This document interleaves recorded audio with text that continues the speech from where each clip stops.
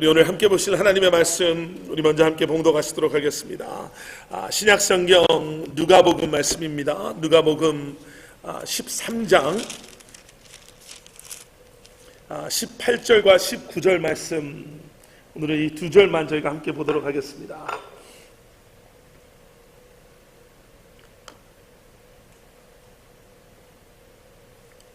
누가복음 13장 우리 18절 그리고 19절 말씀 우리 한 목소리로 우리 함께 봉독하시도록 하겠습니다.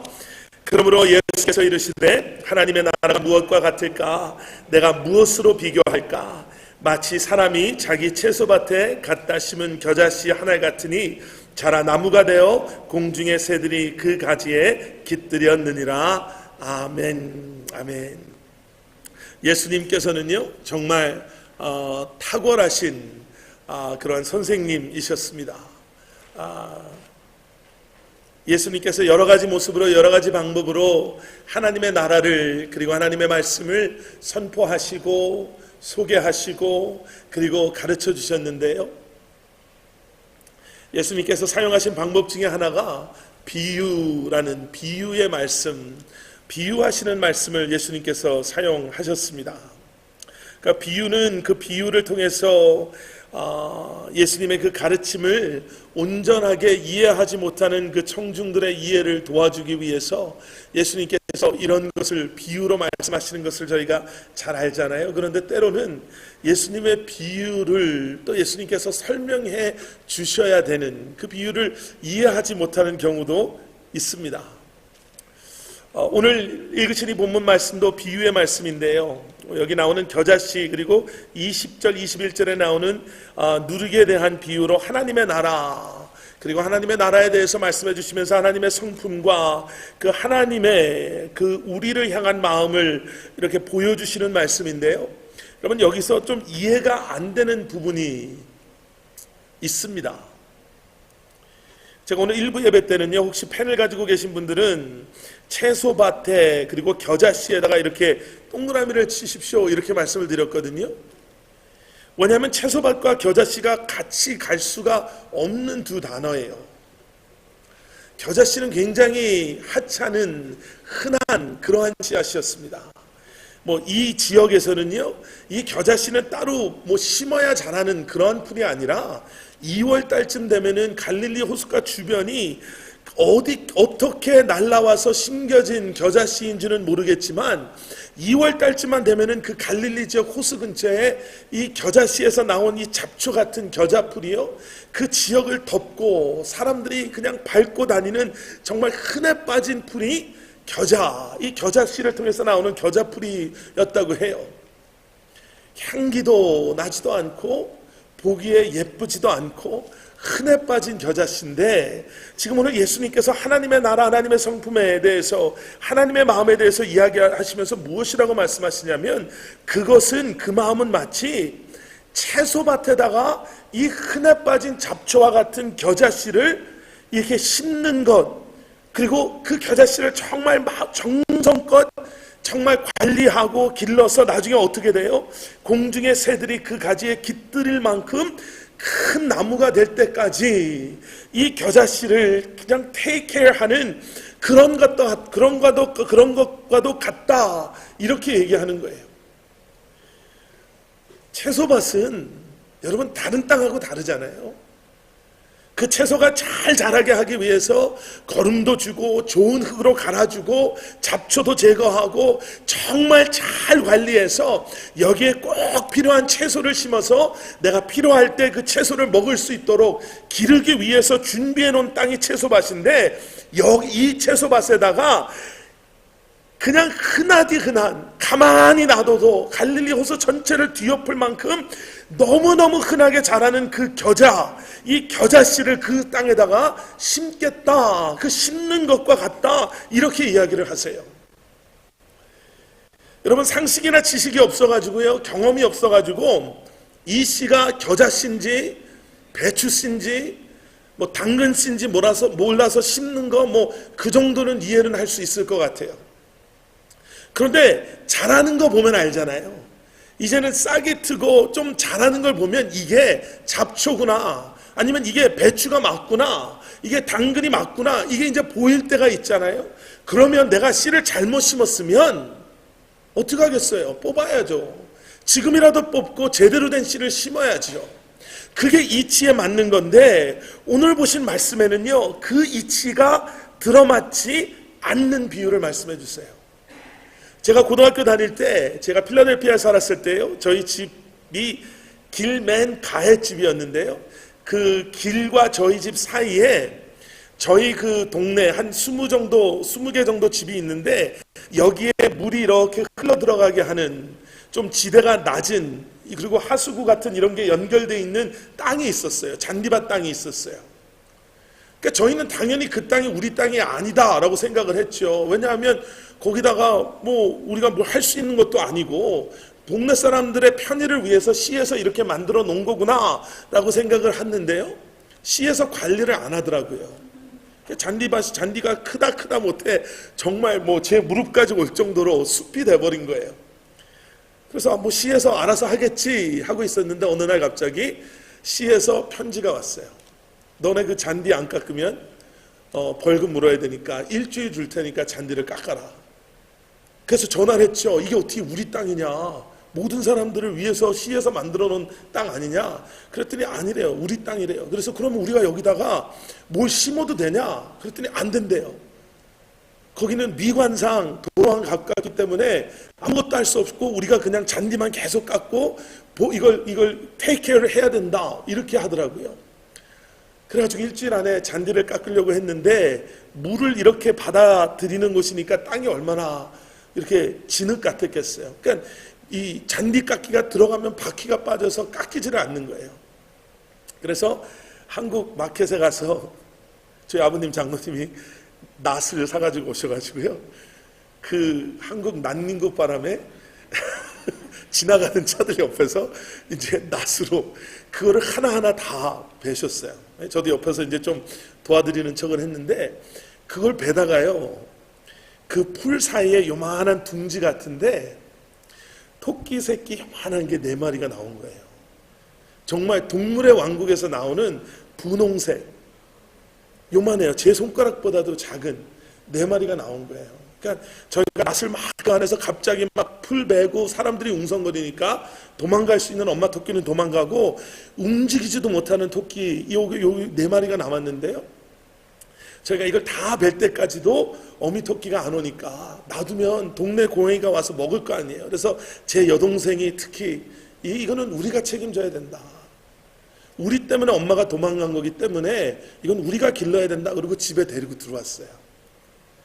근데 한 2, 3일이 지나고 한 일주일이 지나니까요, 토끼니까 귀가 이렇게 쭉 올라와야 되잖아요.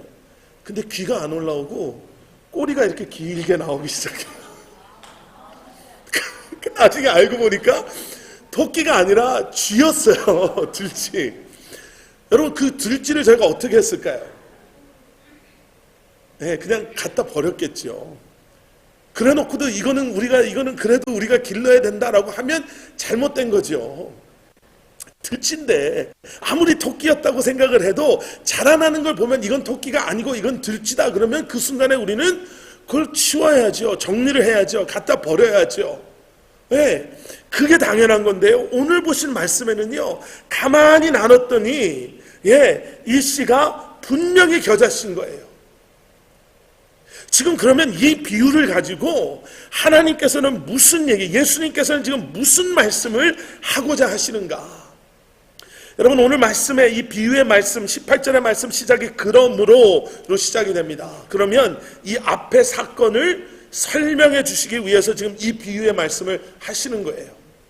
이 앞의 사건은 무엇이냐면요, 10절부터 시작되는 말씀 속에 등장하는 예수님께서 안식일날 회당에서 18년 동안이나 귀신 들리고 병들어서 꼬부러져 있는 허리를 펴지도 못하고 살았던 한 여자를 치유해 주시는 사건이 등장하는 거예요.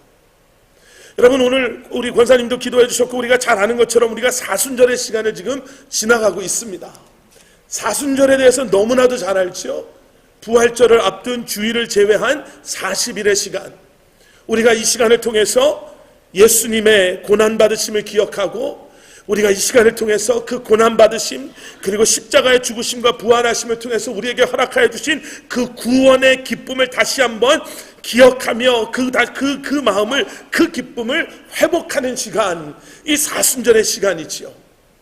이 사순절의 시간은요, 우리 한국교회가 만든 것도 아니고요, 사순절의 이런 시간은 어느 날 갑자기 교회 목사님들이 한번 이렇게 하면 좋겠다 해서 생겨난 그러한 시간이 아니라 초대교회 때부터 이러한 예수님의 십자가를 우리가 잊지 말자, 예수님의 그 고난받으심, 죽으심, 부활하심, 다시 오실 예수님을 우리가 잊지 말자라는 그 마음에서 초대교회 사람들이요 함께 모여서 성찬을 하고요, 예수님의 몸과 피를 함께 나누면서 나를 위해 피 흘리신 예수 그리스도, 나를 위해 죽으신 예수 그리스도를 기억하고 그 피와 그 보혈로 구원받은 우리에게 허락하여 주신 영생의 기쁨을 서로 나누며 그 사랑 안에 하나 된 그 공동체 안에서의 그 모습을 우리가 잊지 말자라고 서로 다짐하고 서로 기억했던 시간이 사순절의 시간이에요.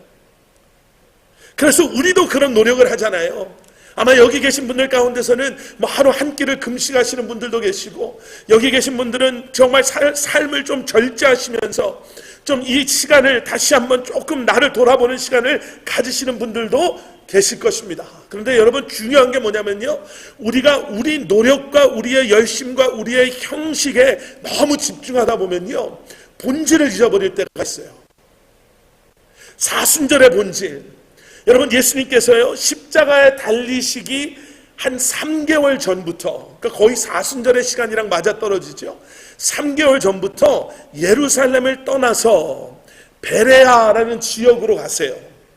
그러니까 사도 바울이 그 전도 여행 때 갔던 베레아가 아니라 예루살렘 동쪽, 요단강 동쪽, 유대 사람이 아닌 이방 사람들이 모여 있었던 베레아라는 지역으로 가세요. 그리고 뭐 한 번 정도 예루살렘 성전에 특별한 절기 때 성전을 잠깐 방문하시고요, 예수님께서 마지막에 그 시간을 이 이방 사람들이 있는 베레아 지역에 계세요. 그러니까 성경학자들은 왜 예수님께서 글로 가셨나, 왜 마지막에 예수님께서 그쪽으로 가셨나 라는 그 이유를 분석하면서 이렇게 이야기를 해요. 어떻게 얘기하냐면, 예수님께서 죽은 나사로를 살리시는 기적을 베푸시잖아요. 안 그래도 유명했던 예수님께서 죽은 사람을 살리시는 일을 행하시니까 얼마나 유명해지셨는지 몰라요. 사람들의 정말 폭발적인 관심 속에 예수님이라는 분이 모든 사람의 입을 통해서 그 예수님에 대해서 들어봤어. 예수님이 이런 분이시대, 죽은 사람을 살리시고 예수님은 이런 걸 가르치시는 분이시대 라는 관심을 받고 계시는 그때에 누가 그것을 탐탁지 않게 생각을 했냐면요, 유다 제사장들이 그걸 좋아하지 않았어요. 그래서 그 제사장들이 모여서 이 예수라는 사람을 우리가 어떻게 할까라고 의논하는 가운데 이 사람을 우리가 일단은 체포하자. 그래서 체포령을 내리지요. 그런데 예수님은 그 때가 아직 이르지 않았으므로 예수님께서 그 예루살렘, 그 유대인들이 있는 지역을 떠나서 베레아라는 이방인들이 있는 곳에 가셨다, 이렇게 얘기를 해요. 뭐 그게 사건의 연결을 놓고 보면 맞을 수도 있습니다. 그런데 우리는 예수님께서 이 마지막 3개월 동안 어떻게 보면 사순절, 그리고 이때에 행하신 예수님의 그 삶과 사역을 보면요, 왜 예수님이 이곳에 오셨는지를 보게 됩니다. 그 사건 중에 하나가 이 꼬부라진 여자를 고치시는 사건이에요. 예수님께서 많은 사람들을 치유를 하시고 고치시잖아요. 그런데 거의 대부분의 사람들은요, 그 치유하심에 앞서서 예수님을 찾아와서 예수님께, 예수님 나를 좀 고쳐주십시오 라는 믿음의 모습들을 보이는 사건들이 대부분이에요. 내가 예수님의 옷자락만 잡아도 다윗의 아들 예수요, 말씀만 하시면 가실 필요도 없습니다, 뭐 이런 믿음의 흔적들이 보여요. 그런데 여기에 나오는 이 여인은요, 그런 믿음의 흔적이 전혀 보이지 않아요. 오히려 예수님께서 한참을 가르치시다가 이 여자를 바라보시고 이 여자를 불러서 내가 내 병에서 놓였다 이렇게 말씀하세요. 내가 뭘 원하냐? 내가 낫기를 원하냐? 뭐 이 여자의 이렇게 아픈 것이 이 여자의 부모의 죄냐, 이 여자의 죄냐, 뭐 이런 뭐 다른 사람들에게 무엇을 말씀하시고 가르치시기 위해서, 아니면 이 여자의 믿음을 확인해 보시기 위해서, 이런 것 없이요, 회당에서 가르치시다가 이 여자를 보시고 부르셔서 아무 다른 말씀 안 하시고요, 내가 내 병에서 놓였다 이렇게 말씀하세요.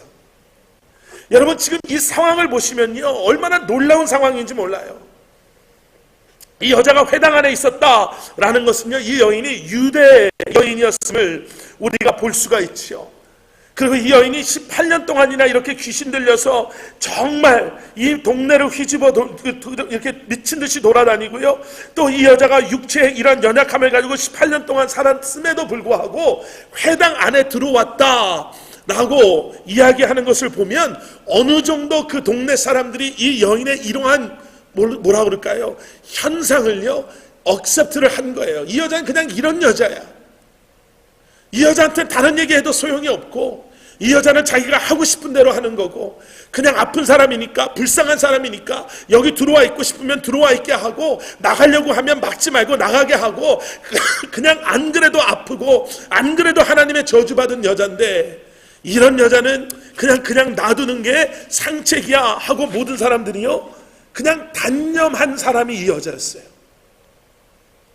그런데 예수님은요, 이 여자를 찾아가세요. 예수님의 마지막, 이 땅에서의 마지막 3개월은요, 어떻게 보면 제사장들의 위협에 쫓겨서 베레아라는 그런 이방 사람들이 있는 곳에 가서 몸을 숨기신 것이 아니라, 어쩌면요, 아니요, 분명한 것은 무엇이냐면, 예수님은 마지막 순간에 아직도 복음 안에 들어와 있지 아니한, 아직도 예수님을 알지 못하는 이방 사람이고 병들고 아프고 그러한 저주 가운데 있다라고 말하는 소외된 사람들을 찾아 나서서요, 그 사람들에게 하나님의 말씀을 가르치시고, 그 여인에게 치유함을, 하나님의 나라가 그 삶 가운데 임하였음을 선포하고 계시는 삶을 살고 계시는 것을 저희가 보게 됩니다. 이사야서 41장 9절에 이런 말씀이 있습니다.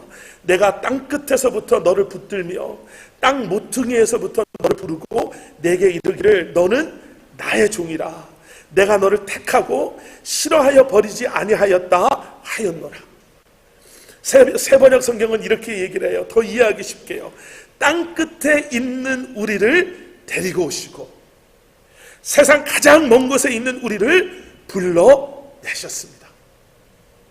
여러분, 하나님 없는 그러한 인생은요, 땅끝 인생이에요. 예수님 없는 인생은요, 변방의 인생이에요. 나를 누구도 봐주지 않고 나를 누구도 생각하지 않는, 그런데요, 그런 우리를 바라보시고 하나님께서는 뭐라고 말씀하시냐면, 예수님께서는 이 마지막 이 땅에서의 십자가를 앞둔 마지막 3개월 동안의 시간 가운데 예수님께서는 그런 땅끝에 있는 사람들, 그런 변방에 있는 사람들을 찾아오셔서 예수님께서는 그들을 붙잡고 뭐라고 말씀하세요? 너는 나의 종이다. 내가 너를 택하였고 내가 너를 놓지 않을 것이다 라고 말씀하시는 거예요. 여러분, 여기에 나오는 누가복음 13장에 나오는 이 여인은요, 변방에서도 더 변방에 있는 사람이잖아요. 이방 사람들이 살고 있는 그 땅에서도 이제는 아픔과 귀신 들림과 사람들의 무시와 그러한 고통 가운데 더 변방 가운데 있는 이 여인을 예수님께서는 십자가를 향해 나아가시는 그 순간에도요, 그 한 영혼을 끊임없이 찾아 나오시는 분이 예수 그리스도이심을 우리는 기억해야 될 줄로 믿습니다. 사순절에 그러면은 키워드 중에 하나가 무엇입니까? 그러면 그거예요. 한 영혼이에요.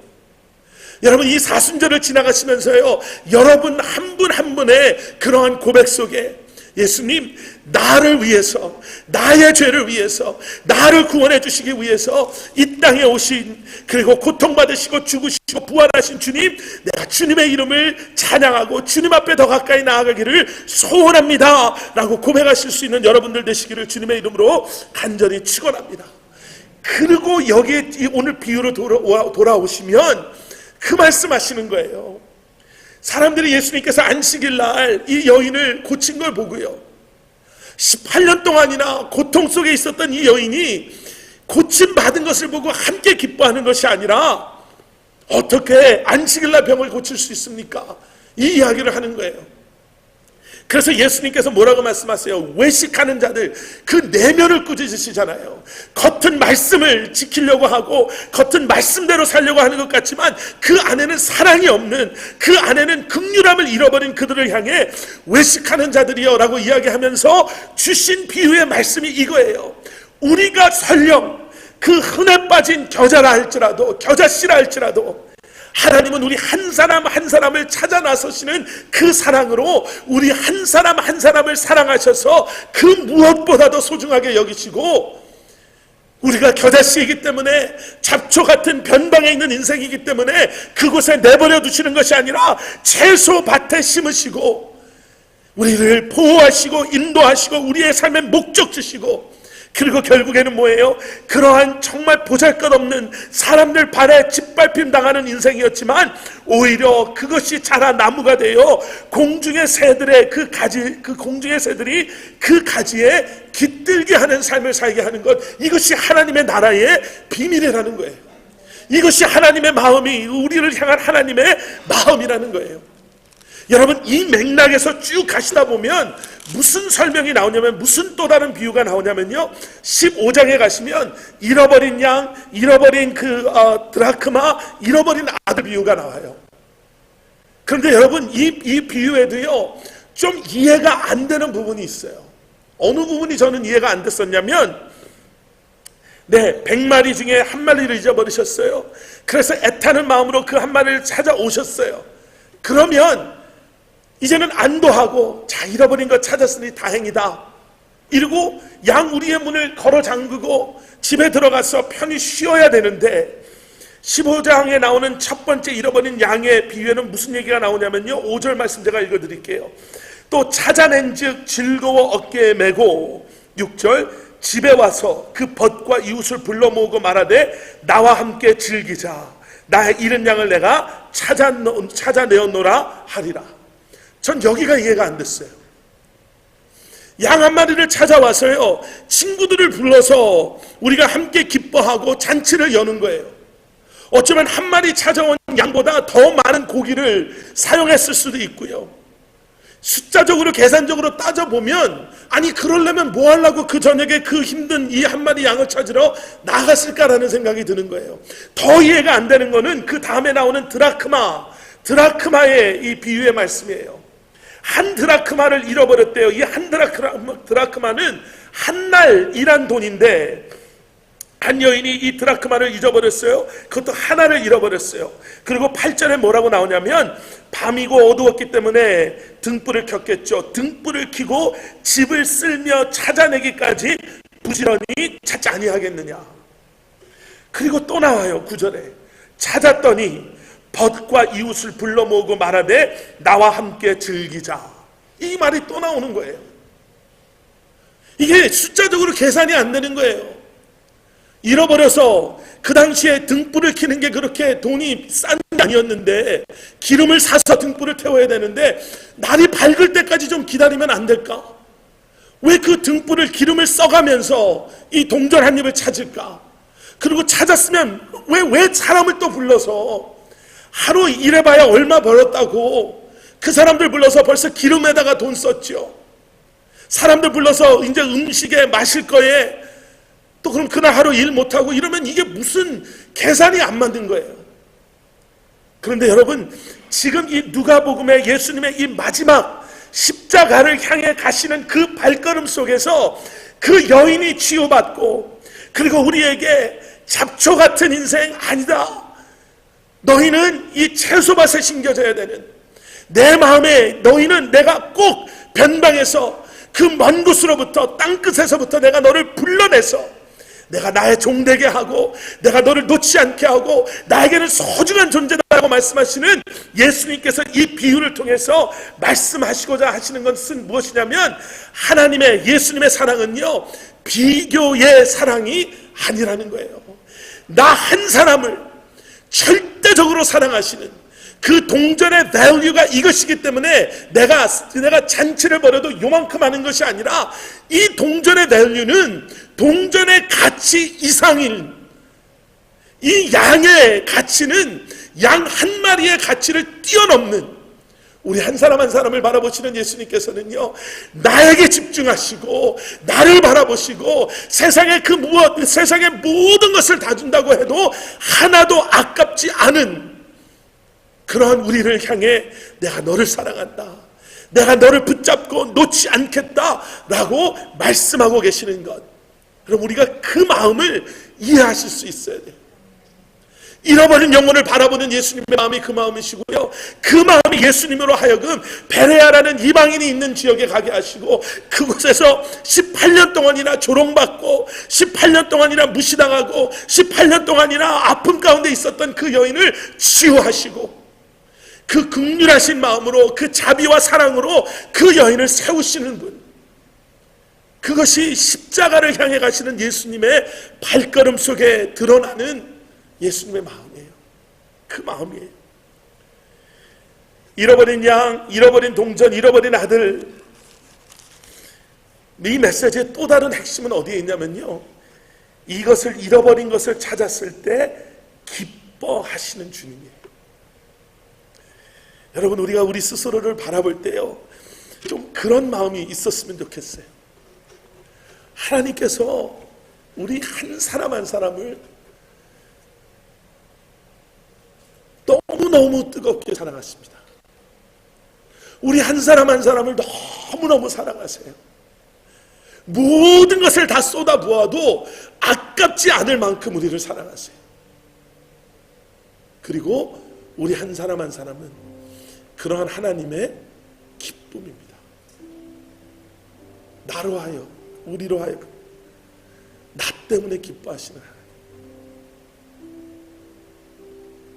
비록 우리가 겨자씨에서 나오는 풀 같은, 이사야서에 나오는 땅끝에서 아무도 찾아주지 않는 그러한 인생이다 하더라도 우리가 예수님의 십자가를 묵상하면 묵상할수록 변방에서 나를 끄집어내시는 주님, 잃어버린 나를 모든 것을 포기하고 그리고 그것을 찾았을 때 이런 말 안 듣는 녀석, 내 옆에 졸졸 쫓아오라 그랬는데 너 때문에 내가 시간 낭비하고 너 때문에 내가 이렇게 그냥 허송 이렇게 힘들게 집에 가서 쉬지도 못하고, 이런 목자의 마음이 아니라 내 사랑하는 친구, 내 사랑하는 모든 사람을 불러서 내가 잃어버린 내 양을 찾았습니다, 잃어버린 내 동전을 찾았습니다. 그리고 이 비유가 비로소 어디에서 이해가 되냐면 잃어버린 아들에 들어와서 이해가 되는 거예요.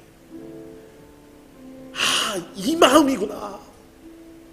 이 마음이 오늘도 나를 향한 예수님의 마음이구나.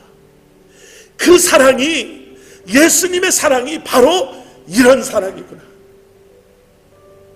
나는 누구와도 비교할 수 있는 비교의 대상이 아니라, 나는 하나님께서 무엇인가를 요구하는 어떠한 기준에 다다라야 되는 그러한 사람이 아니라, 그 여인을 찾아와서 어쩌면 허리가 굽어져서 예수님을 바라보지도 못하는 그 여인을 긍휼한 마음으로, 자비의 마음으로 너 다 났어, 너 다 났어